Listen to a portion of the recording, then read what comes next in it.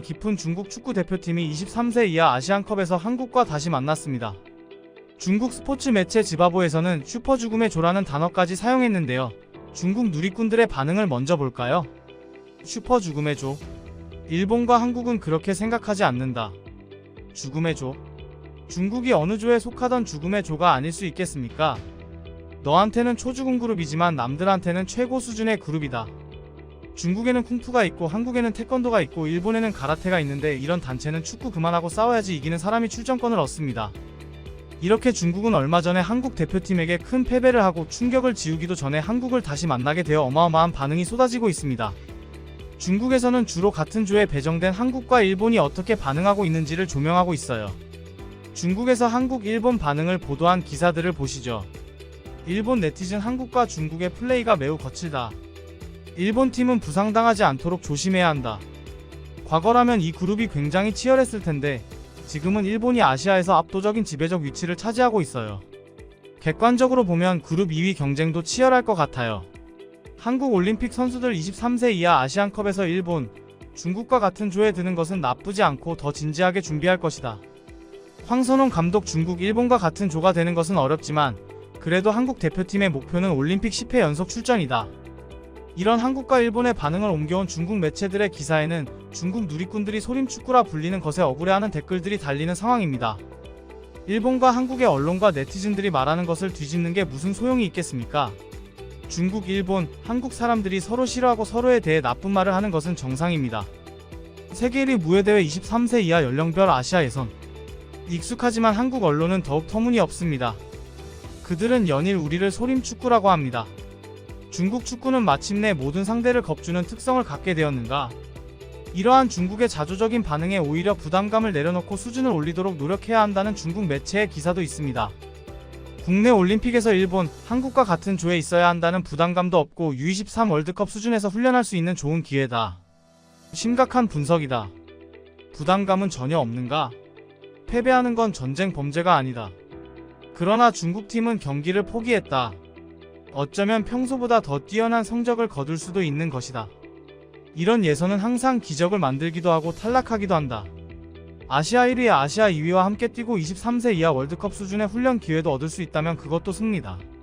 이렇게 중국 축구 팬들의 분위기가 급변한 이유는 이번 한중전 축구 경기의 3대0 패배에 대한 여론이 바뀌고 있기 때문인데요. 중국 관중들이 한국의 애국가 연주에 야유를 하는 장면과 프리킥을 준비하는 이강인 선수의 얼굴에 레이저를 쏘는 장면이 중국 매체 소우닷컴을 통해 보도되며 손흥민의 쉿 세레머니를 비판하던 중국 팬들도 오히려 손흥민을 옹호하는 상황입니다. 정말 대인배군요. 손흥민은 한중전 이후 솔선수범해 중국 수석 코치 정지에게 찾아가 악수하고 포옹하며 친밀한 대화를 나눴다. 손흥민 선수는 정지와 다정하게 포옹했고 그들은 친밀한 대화를 나눴습니다. 중국 스포츠 언론 지바보의 기사도 보시면 언론인들은 도발하기 위해 손흥민 유니폼을 입은 팬들에 대해 이야기합니다. 그들은 여전히 아기처럼 생각하고 있으며 자신들만 바라보고 있습니다. 최종 분석에서는 여전히 거대한 아기들의 생각밖에 없습니다. 애국심이나 집단정신도 내 취향만큼 중요하지 않다. 이것은 사회에서라면 심하게 구타당할 문제도 아닙니다. 이렇게 손흥민 선수를 옹호하는 한편 이번 한중전을 계기로 진지하게 중국 축구에 대해 고찰하는 매체들도 생기고 있어요. 중국 축구의 질을 높이려면 외국팀과의 진지한 협력이 필요하며 자랑으로는 문제를 해결할 수 없습니다.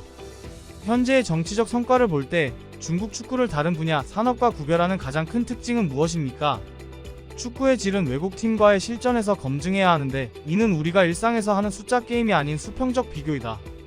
즉 축구는 자랑으로 문제를 해결할 수 없지만 중국 축구는 우리가 더 진실된 것을 알 수 있게 해준다. 월드컵 예선에서 한국에게 3대0으로 패배한 중국 대표팀 감독 양코비치는 후회할까? 내준 3골은 기본적으로 축구 대표팀과 한국팀의 전력 격차를 반영한다.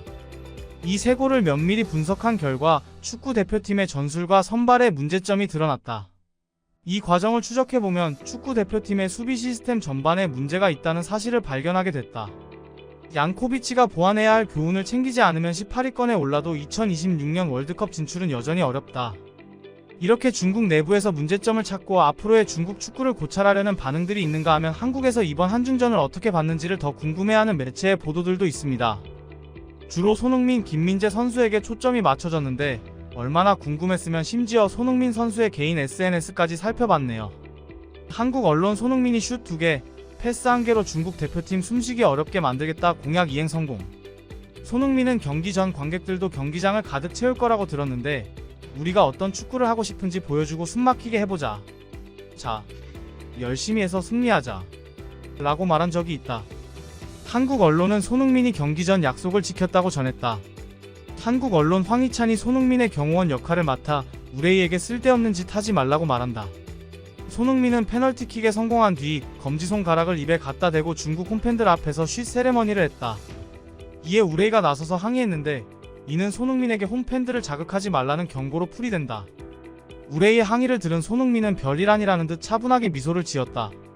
이때 황희찬이 자리에서 일어나 즉시 달려가 우레이를 밀어냈다. 이후 황희찬은 고개를 저으며 우레이에게 말도 안 되는 소리 하지 말라고 몸짓으로 말했다. 경기 후 한국 팬들은 손흥민의 행동에 엄지손 가락을 치켜세웠다. 김민재는 경기 후 10분 동안 선수들 터널에 머물며 리커와 긴 대화를 나눴다. 김민재는 다음과 같이 말했다. 상대가 득점하지 못하게 하는 것은 당연한 일이라고 생각합니다. 경기 초반에 공을 내주면 어떤 경기든 힘들 것 같아요. 어떤 상대를 하든 공을 내주지 않는 것을 목표로 해야 하는데 이번 경기에서 이런 목표를 이룰 수 있어서 매우 만족스럽다. 손흥민의 인스타그램 축구 선수는 책임감이 따르며 긍정적인 에너지를 더 많은 분들과 공유하고 싶습니다. 한국팀이 월드컵 예선 2차전에서 중국팀을 이기고 손흥민이 SNS에 올린 글입니다. 선수로서 저의 긍정적인 에너지를 많은 분들과 공유해 행복하고 웃게 만들고 싶습니다. 이 모든 것에는 책임감이 따른다는 것을 알고 응원해주신 모든 분들께 감사드립니다. 2023년 국가대표 과제를 완수하게 되어 매우 기쁩니다. 사랑해요 대한민국. 한국 언론 한중 전쟁, 따라잡을 수 없는 초격차 보여준 김민재는 진공청소기 같다. 중국과의 경기에서 한국은 따라잡을 수 없는 초격차를 보였다. 손흥민은 여전히 손흥민이다. 이건 월드클래스 수준이다. 이강인은 오른쪽에서 중앙으로 자유롭게 이동하며 중국 선수들에게 큰 어려움을 안겼다. 과거 중국 슈퍼리그에서 뛰었던 바이에른 뮌헨의 센터백 김민재도 이날 경기에서 압도적 우위를 점하며 청소기 역할을 펼쳤다. 한국팀의 점유시간은 중국팀의 거의 2배에 달했고 두 팀 간의 기술 격차는 확실히 매우 컸다. 이제 중국의 다양한 축구 평론가들도 발벗고 나서서 중국 축구에 대해 쓴소리를 하고 있습니다. 매체에서 이들의 의견을 보도하면 댓글창에는 중국 누리꾼들의 토론장이 펼쳐지곤 하는데요. 평론가들끼리도 의견이 많이 갈리고 있는 것으로 보입니다. 왕타오 중국 팬들이 한국을 응원하는 이상한 현상은 중국 내 스포츠와 교육의 통합이 심각하게 부족하기 때문이다. 공항에서 많은 팬들이 한국을 응원하는 이상한 현상을 목격한 왕타오는 더욱 불편해했다. 그는 중국 축구에는 진정한 축구 교육이 부족하고 체육과 교육의 진정한 결합이 부족하다고 믿습니다. 축구 평론가 동루는 중국의 젊은 축구 선수들에 대해 이야기합니다. 중국의 젊은 축구 선수들의 대다수는 대학 캠퍼스에 머물고 일부는 경력을 쌓는 데에만 관심이 있습니다. 중국 축구의 패스 컨트롤은 팬들을 혼란스럽게 만들 것 같습니다. 인홍보 축구 훈련이 교육 시스템에 통합된다면 우리는 한국을 능가할 수 있다. 앞으로는 20년, 30년 안에 우리가 한국 축구를 능가하기 위해 노력하기를 진심으로 바랍니다. 우리의 인구 기반은 한국의 20배가 넘습니다.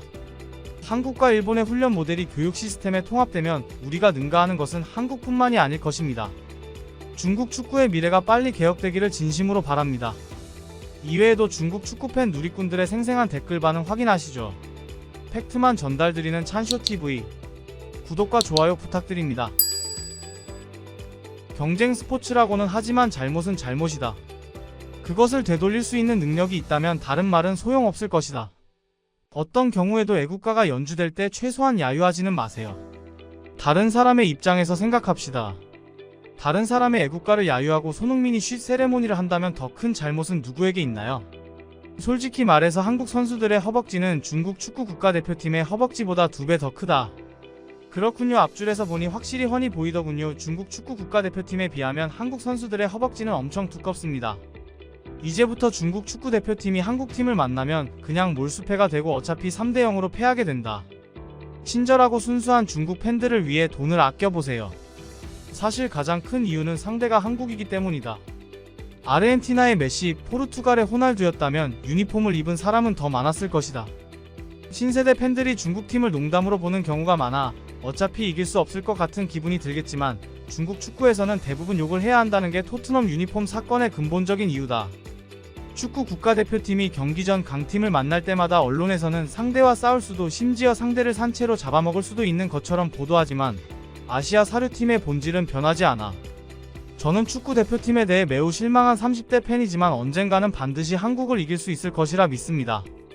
일본의 경우에는 조금 불안한 느낌이 듭니다.